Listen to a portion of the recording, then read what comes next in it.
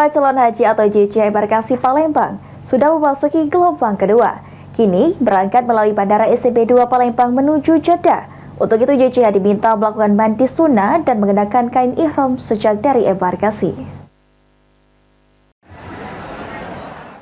Memasuki kloter 11 embarkasi Palembang yang sudah tergabung dalam gelombang kedua dari perjalanan Palembang menuju Jeddah, para jemaah calon haji sudah mengenakan kain ihram di embarkasi.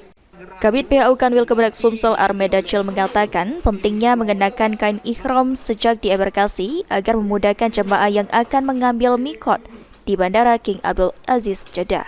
Sehingga saat sampai di Bandara King Abdul Aziz, jemaah bisa langsung sholat sunnah dan niat umroh tanpa perlu berganti kain ihram di atas pesawat. Baik, terima kasih pemirsa PAL TV. Terkait hari ini kita akan menerbangkan kloter 11 embarkasi Palembang. Dan ini adalah kloter kedua yang kita berangkatkan di gelombang kedua.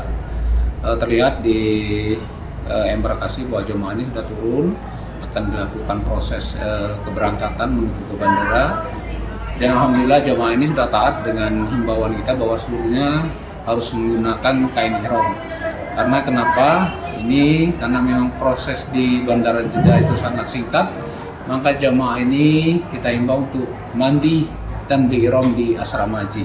Nanti ketika mereka tiba di Jeddah, mereka tinggal menyempurnakan kain ihramnya, kemudian lagi untuk melakukan niat untuk melaksanakan umroh wajib hajinya. Untuk mengantisipasi kain ihram jemaah yang kotor seperti terkena najis saat tiba di Bandara Jeddah, panitia kloter telah menyiapkan kain ihram pengganti. Hafidz Zaidul, PAL TV.